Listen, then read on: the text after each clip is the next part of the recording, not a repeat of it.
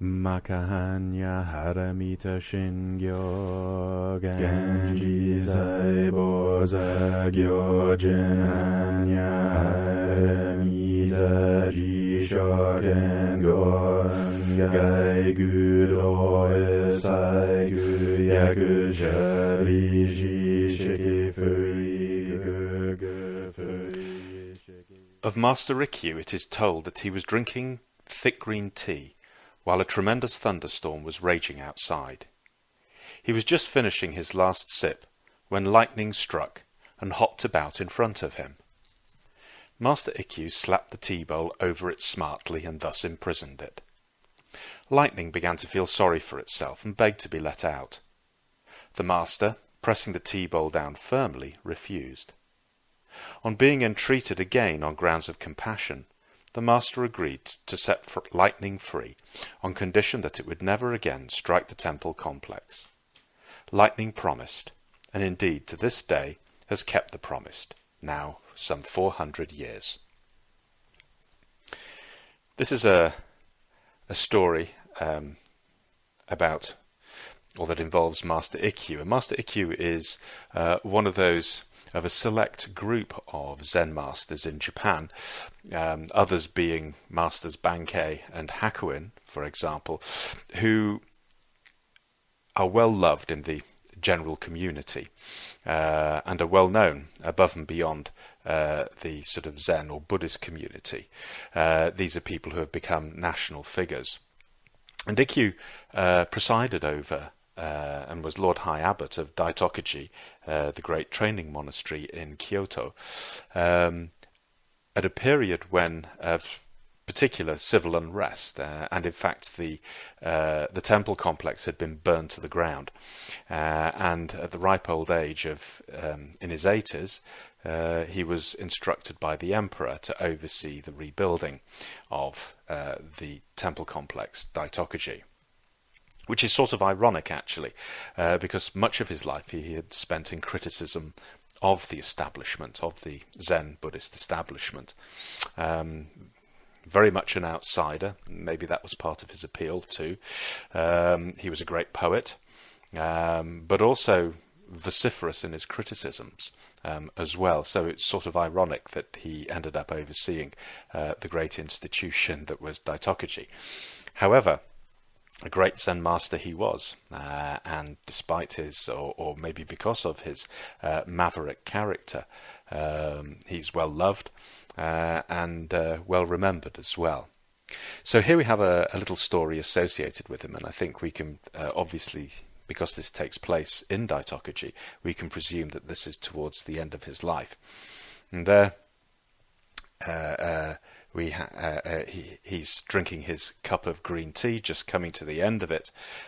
Meanwhile, outside there's a terrific thunderstorm underway, and just as that last sip passes his lips, a bolt of lightning strikes the table in front of him and hops about in front of him. And really, looking at this is a lovely folk tale, really, and perhaps something that we may have seen before in sort of slightly different guises. And when we look at it, and when we remember that these stories were not just told purely for entertainment, although they are entertaining, but they're also pointing to something as well. So perhaps if we look at it a little bit more closely, perhaps we should start with that lightning. Because what is that lightning doing? Well, what is that lightning? It's an elemental force, really. It's a very highly energetic, high intensity, bright, dynamic force that suddenly appears, almost magically. And of course, we're reminded of that saying in the northern tradition, that the passions are the Buddha nature, and the Buddha nature is the passions, and that at root, although the passions and the Buddha nature are not the same thing, at root, the energy, the dynamic quality, the dynamic nature of these two things are the same. And that our path, the Buddhist path, is a transformational path. a path that leads to the transformation of the blindness of the passions to the wisdom and compassion of the Buddha nature in human form. But to begin with, we come across that very sort of elemental energy. And our ancestors, of course, worshipped this elemental energy in energies in their raw states. If we look at any pantheon of deities, for example, we have deities concerned with love and fertility and childbirth, but also with war as well, with death and birth, and also deities connected with the natural world, such as, for example, the sun and the moon, the seasons, the beginnings and the ends of things, thresholds, also abstract qualities such as wisdom or certain arts, for example, have deities connected to them.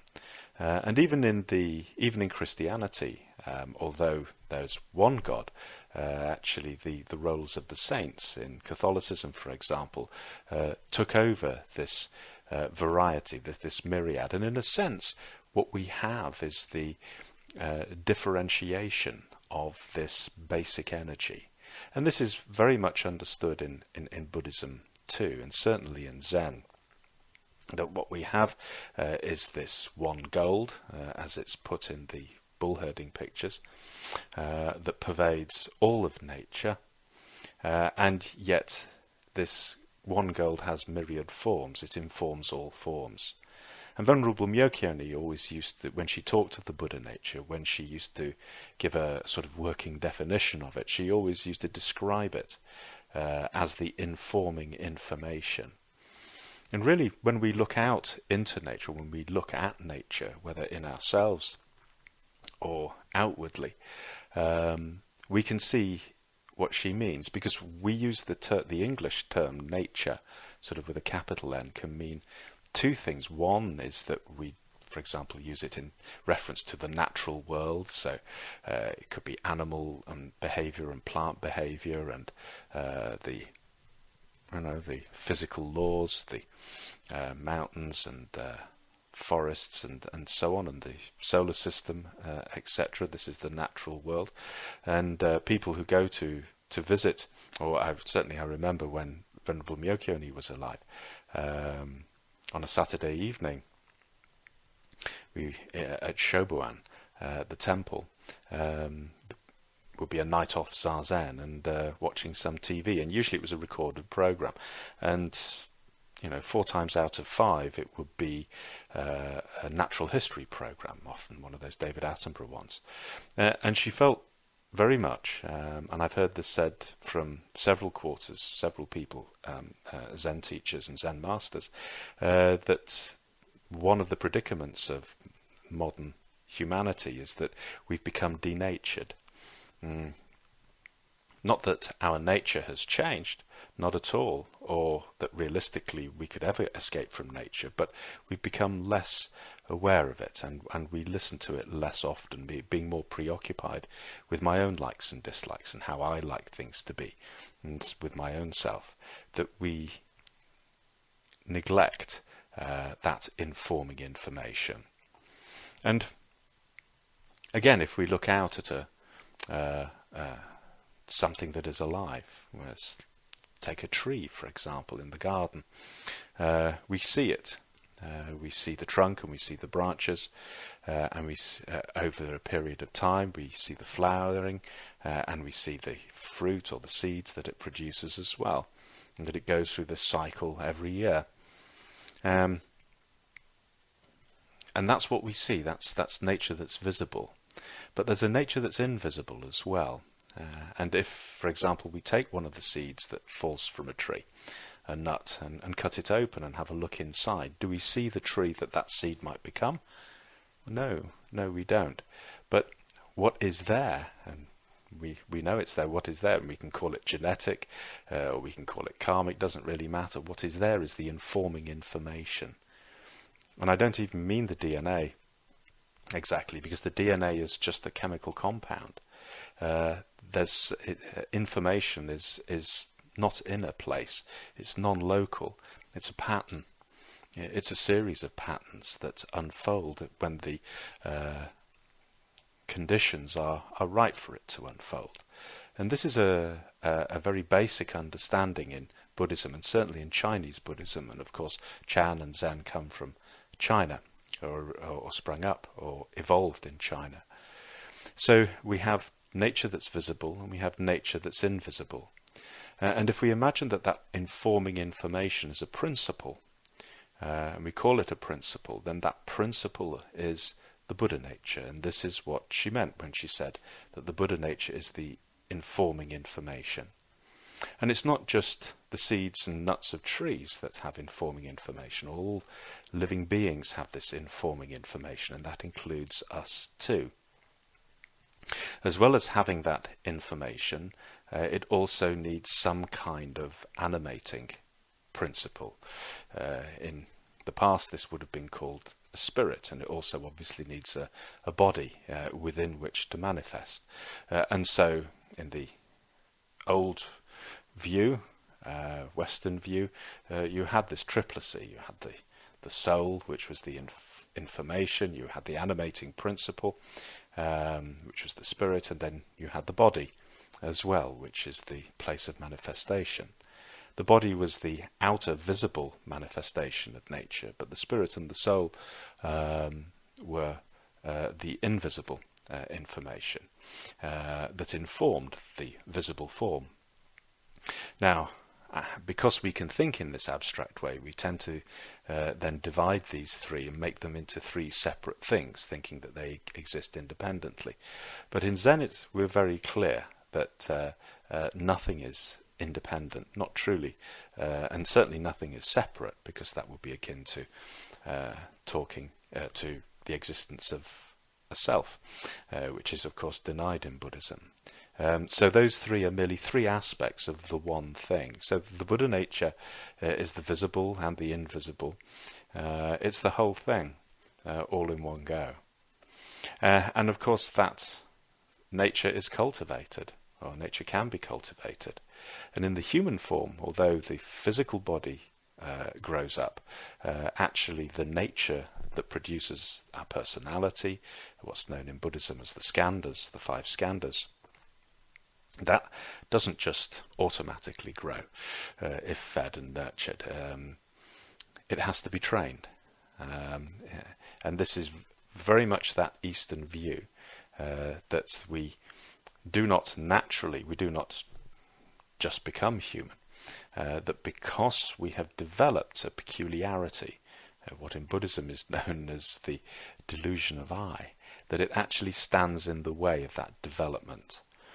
And so our practice is one of laying down I. Hence why we follow that religious practice of folding the hands and bowing in. Hence why our practice is to give myself away into what at this moment is being done, wholeheartedly.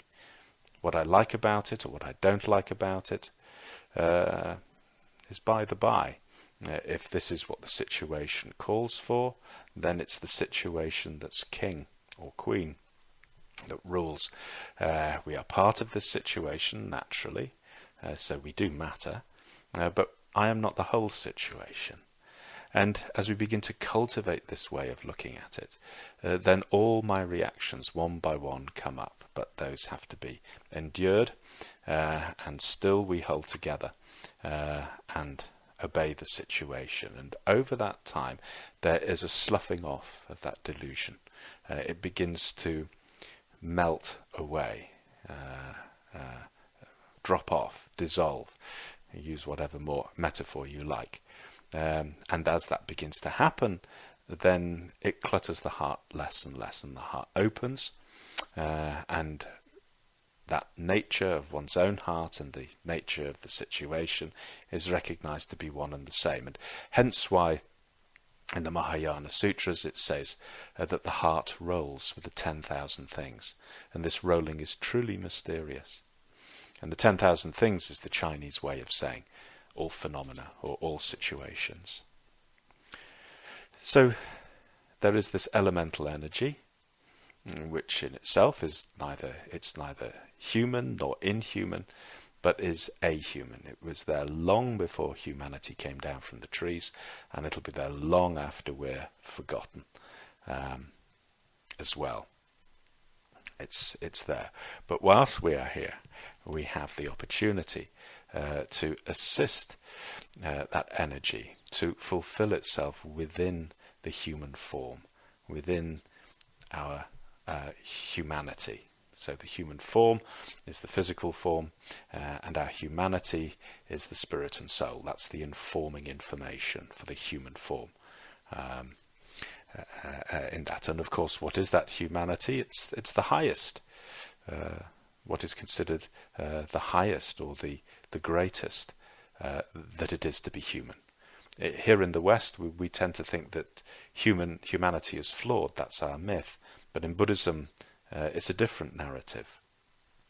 In the East, we aspire to become human, which is the best of what humanity is and can offer as well.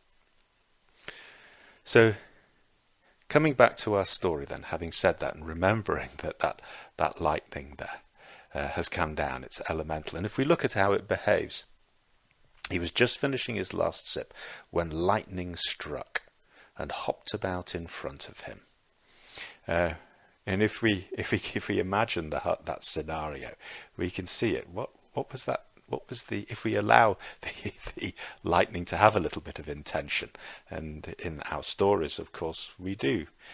In our fairy stories and folk tales, things do have intentions, trees can speak and they can help or hinder, and loaves of bread and animals and even little toadstools, sometimes they also have personalities and intentions as well in these stories. So and lightning too will speak a little bit later.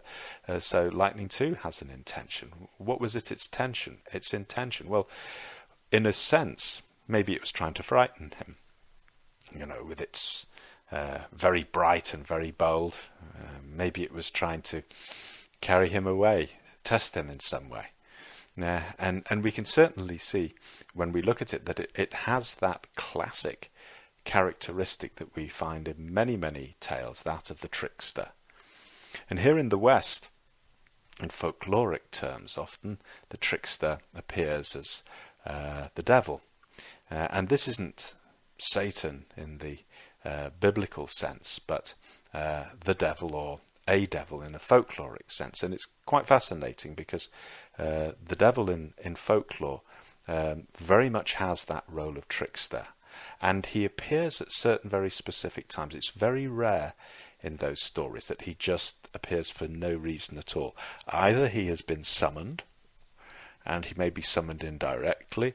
So, for example, somebody might blaspheme, or somebody might transgress the sort of natural order, or what's considered the natural order. I'm just thinking, for example, in a very famous story from Northumbria known as the Lambton Worm.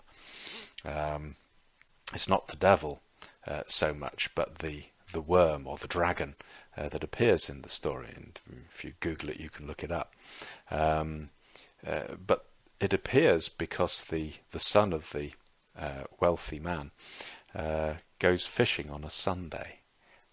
And of course this is the day of the rest, the Sabbath, and one ought not to do those things, but he does, and as a result it starts a whole catalogue of events that lead to tragedy in the end.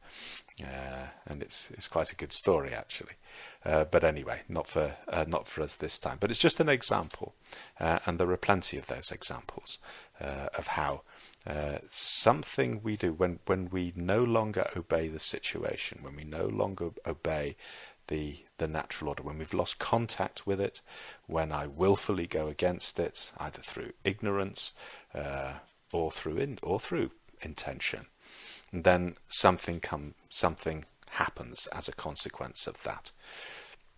It's a very common motif, and this is where the trickster then often comes in, and the devil appears in order to actually to restore balance again, because he punishes the wrongdoer, and it's that punishment that then restores the balance. It's a sort of psychological, sort of felt thing when that happens. And so here we have that sort of trickster role. It appears because something wasn't quite right. We don't know why. Maybe this was just a test for Master Ikkyu. But anyway, that lightning suddenly appears. And it's the same with our passions too. And they can certainly carry us away. And I mean, I've told the story before, but I remember when I worked for somebody and I really couldn't stand them. And then they asked me to do a piece of work for them, and I did it, and they handed it in, and they gave it back to me, and they said, well, it's not right, look. And as soon as they pointed it out to me, I could see it, and so I did it again and handed it in. And they again brought it back to me and said, it's still not right. And this went on 3 or 4 times, and I was becoming more and more furious, absolutely livid. And this piece of work was required for a meeting that my boss had to go to the following day, an important meeting.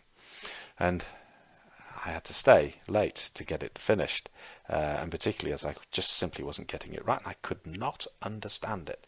Why was it that I couldn't see these mistakes that I was committing? And then finally he called me in, and he was obviously pretty frustrated with me and narked also, and he said, what are you doing? Look, there's another mistake here. You know how important this meeting is. If I go in and these figures are wrong tomorrow, I will be hauled across the carpet. Is that what you're doing? Is that why you're doing this? And I suddenly thought, yes, that is exactly why I'm doing this, because I can't stand you. and when that thought became fully conscious, there was that little flash, that thunderbolt that came out of the blue.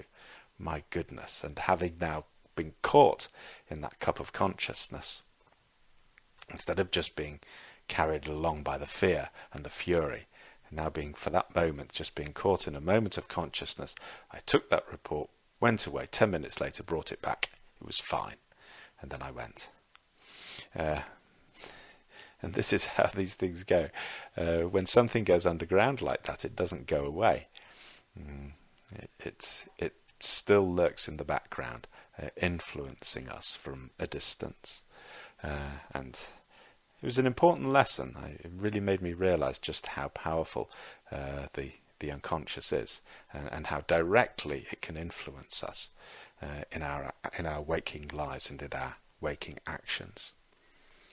So this lightning has been caught, and the master pressing down on the tea bowl, the lightning begins to feel sorry for itself, which the passions do, and I do, don't I? If things don't go my way.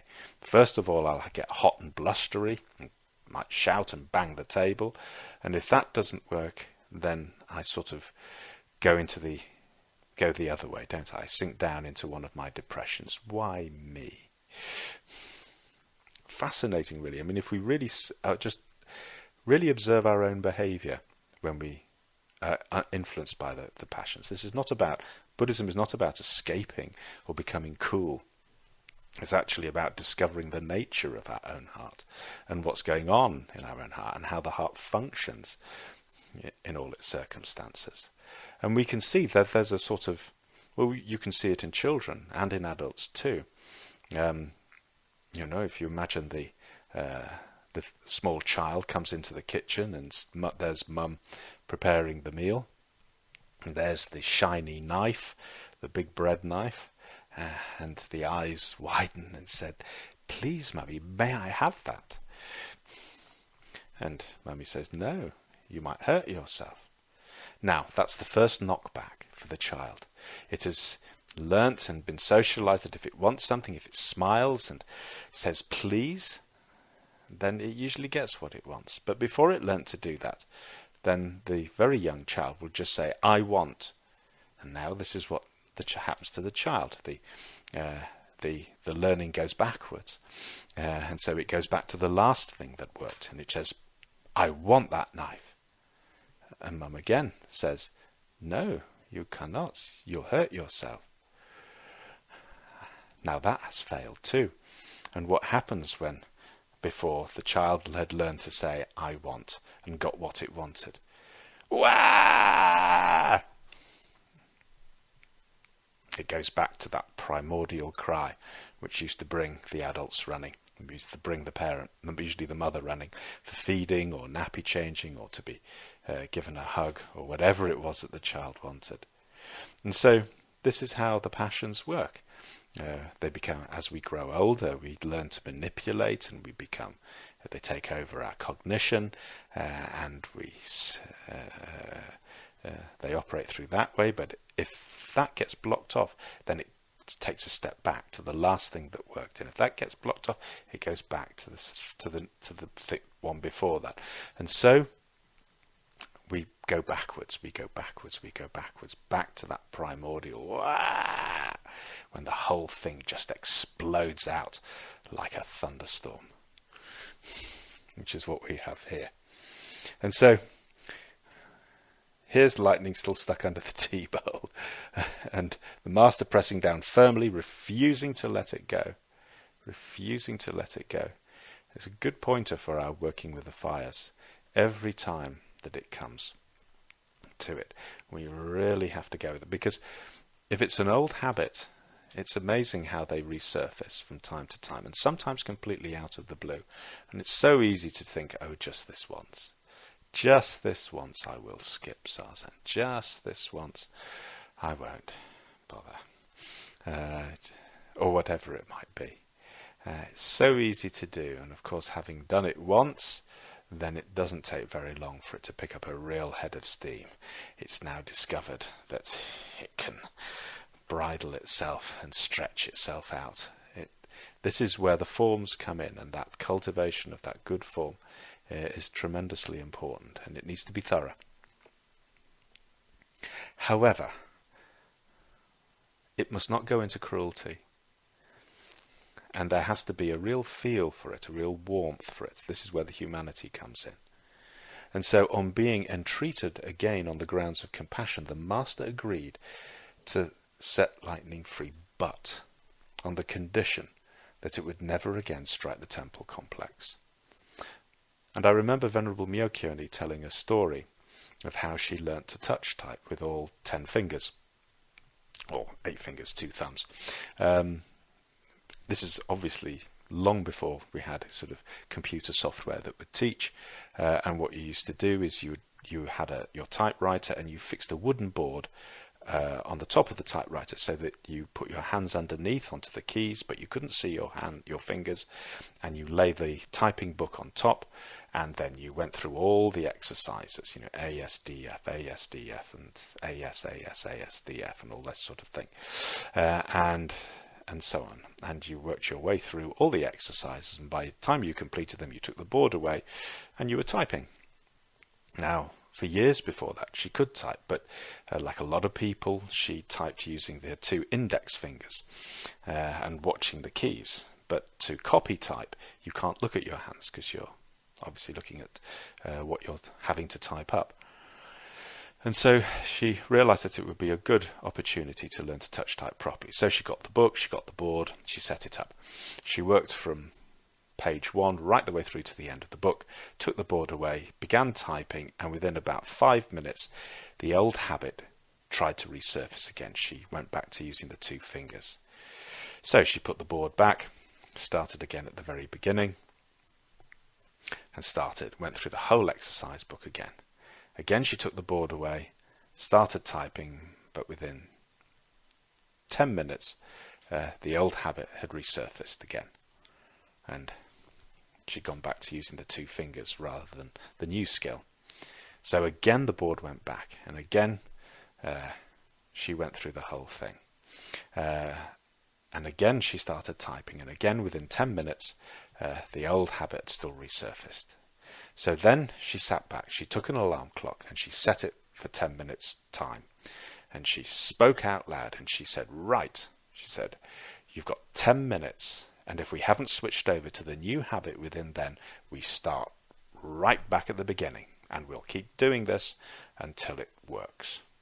And when the alarm went off, she came back to the typewriter, started typing, and the new habit had settled in.